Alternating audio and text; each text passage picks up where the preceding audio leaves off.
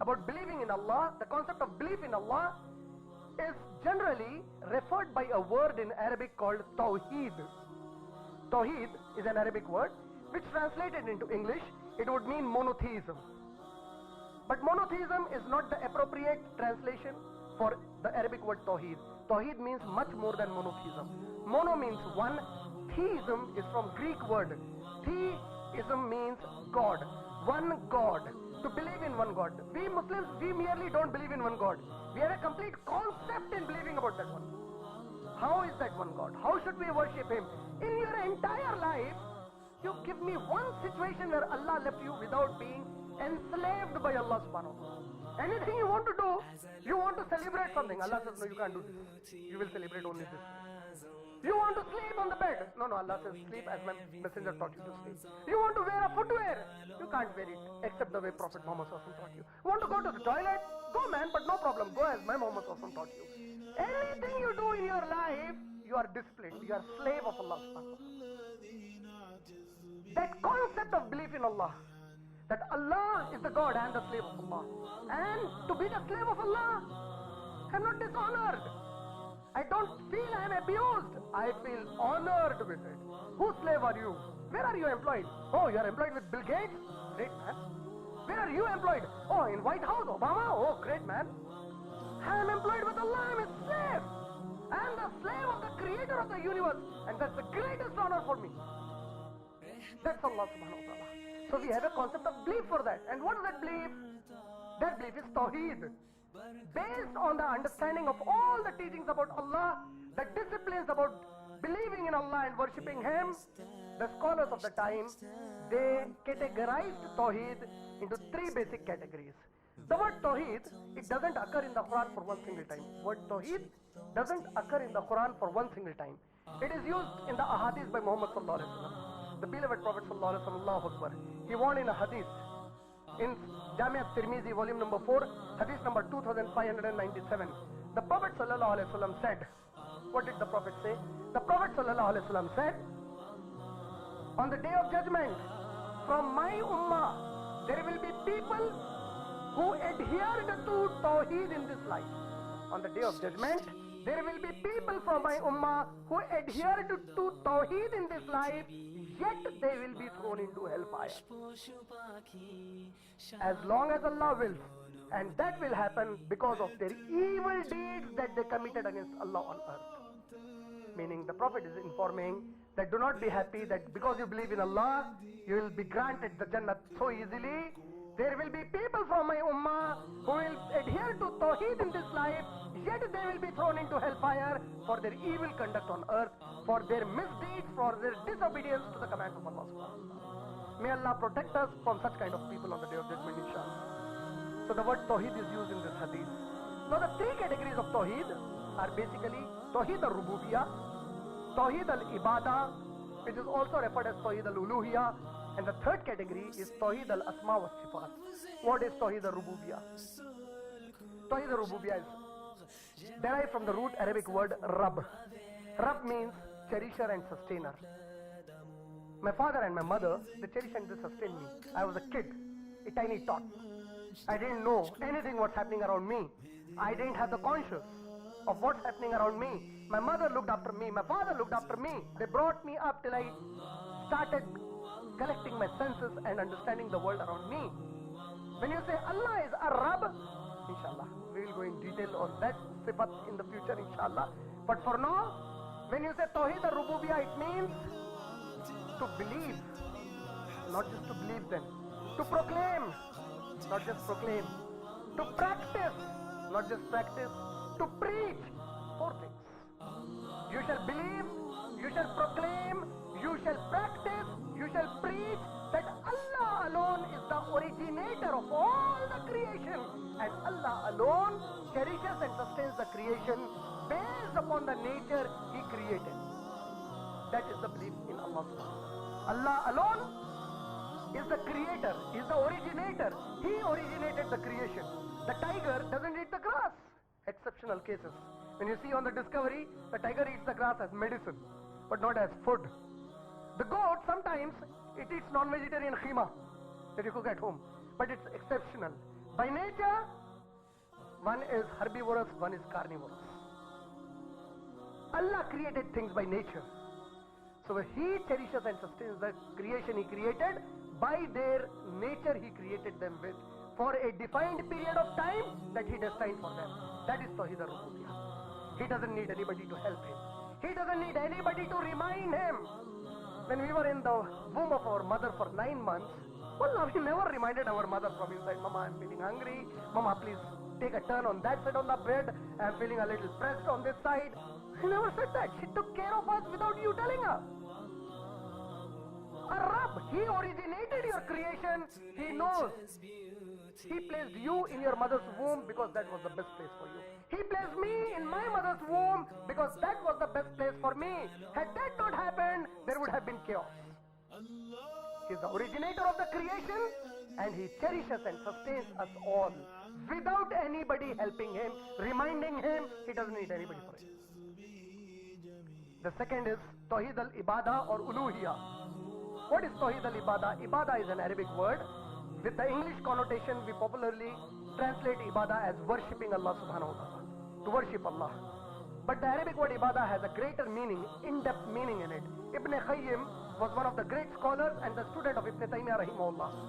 Ibn Qayyim, he defines Ibadah as a condition in which a person with the ultimate love and ultimate respect, he surrenders himself to the one whom he refers to as God. That condition where you surrender yourself, you are ultimate Allah. Ultimately, I love you. I love you more than my mother, more than my father. I love you more than anyone on the face of the earth. I love you more than Muhammad Rasulullah. No comparison between your love and the love of any of your creation, even if it is Muhammad Sallallahu Alaihi Wasallam. Allah, there is no comparison between your love and the love. Yes, I love Muhammad Sallallahu Alaihi Wasallam after you. That ultimate love for Allah Subhanahu Wa Taala. And Ibn Qayyim says, when a person ultimate love and ultimate respect constantly throughout his life. At times I love Allah today, and suddenly 5 times a day I'm praying, and after 2-3 days it's over. Why? See, actually my mother, she had to go to the job. She said, I can't go, you need to drop me, and it was the time for Zohar, but her job was so my mother becomes important to me. My sister becomes important to me. My father becomes important to me.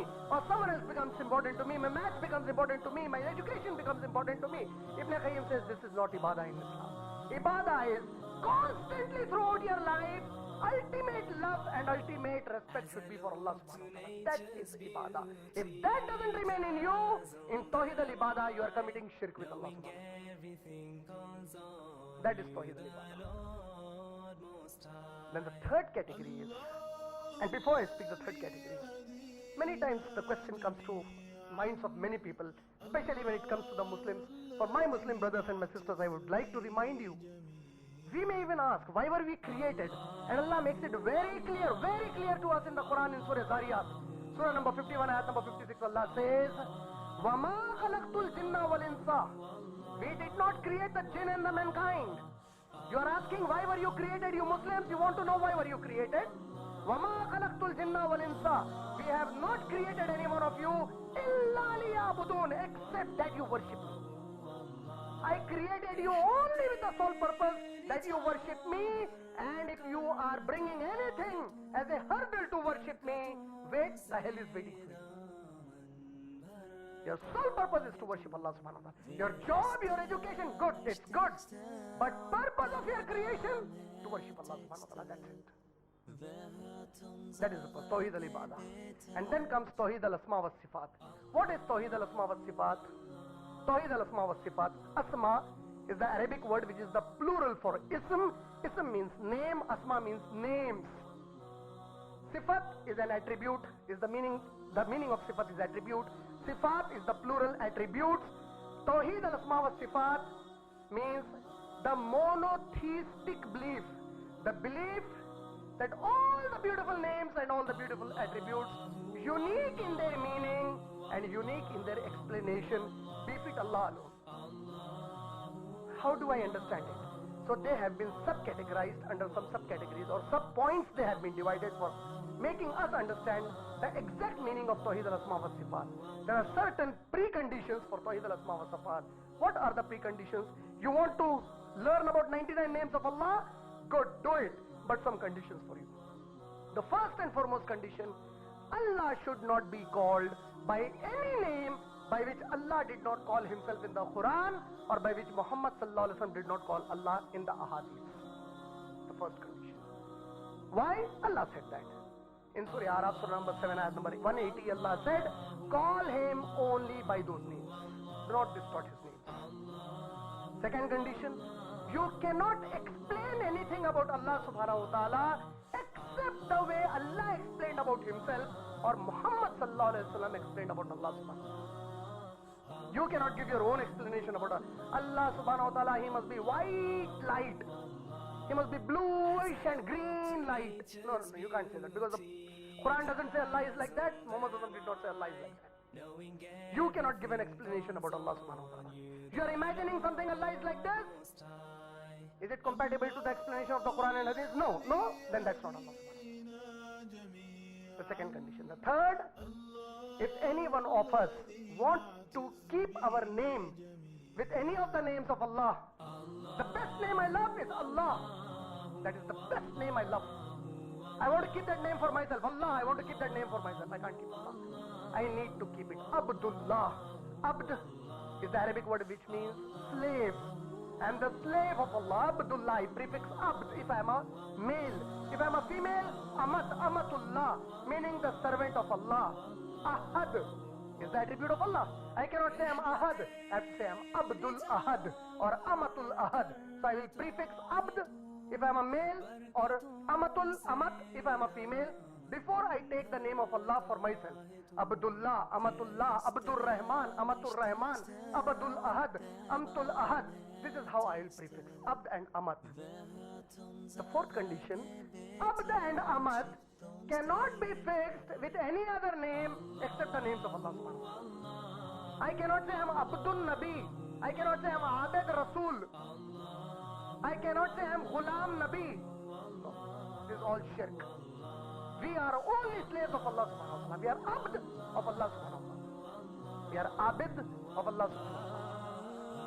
The fifth condition, to believe that Allah doesn't exist everywhere. There is a major misconception. I want to worship Allah. Where is Allah? Allah is there. Allah is there. Allah is here. Allah is here. Allah is... You are giving a stick to the atheist to beat your back, man. The atheist will ask, what? Allah is everywhere? Is he in the toilet? No, he is not in the toilet. Oh, then you mean to say he is on the garbage? No, he is not in the garbage. So then Allah is not everywhere. Why are we like this? Allah is not everywhere. This is a very wrong, dangerous philosophy. Where is Allah?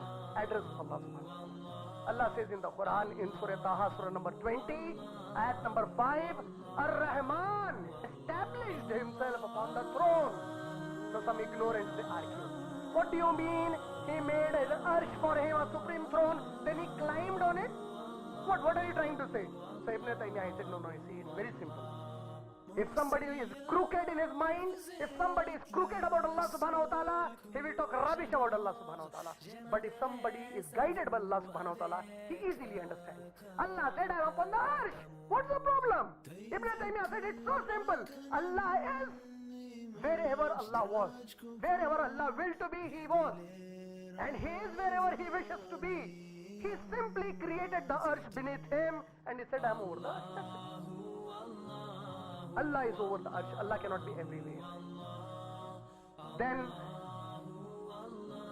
when Allah's attributes are mentioned in the Quran and Hadith, some of His attributes like face, eyes, hand, feet, finger, shin, there are some ignorants who say this is metaphorical, meaning they are not literal. Allah doesn't have a face. He just said like that.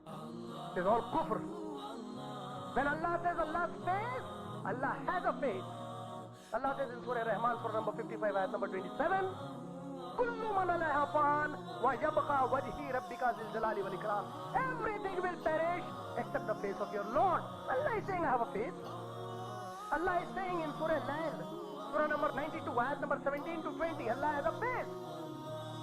When you read Sahih al-Bukhari, the Prophet ﷺ is informing us on the day of judgment, the people will see their Lord as they see this full moon when it's fully shining without any clouds intervening. Face is there. Allah's eyes. Allah mentions about His eyes in Surah Qamar, Surah number 54, ayat number 14. Allah talks about His eyes. Allah's hands. Allah says in Surah Swat, Surah number 38, ayat number 75. Surah Zumar, Surah number 39, ayat number 67, that Allah has hands. In Surah Zumar, Surah number 39, ayat number 67, Allah says, when the trumpet is blown, जब सूर फूंक दिया जाएगा, Allah will wrap the heavens in His hand. He will scroll back the heavens. Scroll. Open it, He will wrap it back. Allah has got hands. If you read Sahih Muslim, volume number 7, hadith number 6750, the Prophet ﷺ said, all the hearts of the mankind are between two fingers of Allah subhanahu wa ta'ala. Whenever He wants, He turns them to guidance or misguidance for the person. Allah has got fingers. Allah has got a foot.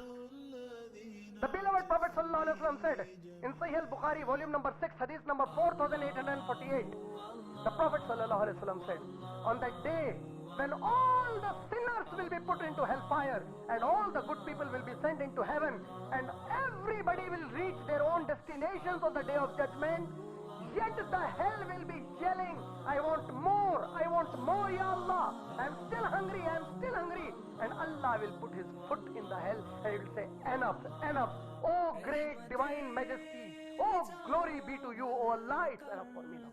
Allah has a foot. Allah has a shin. What is shin? The region from beneath the knee till this place. This is shin. Allah has a shin.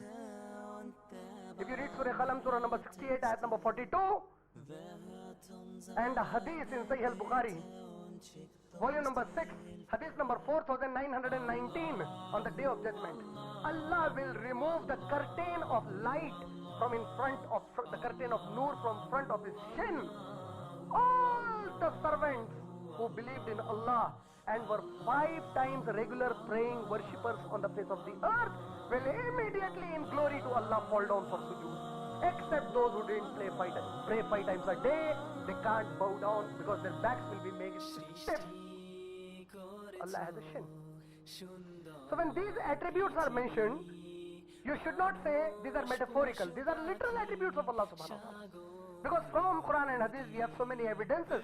It's so obvious to us they are literal attributes of Allah subhanahu wa ta'ala. Then in the Quran Allah subhanahu wa ta'ala mentions certain of His actions.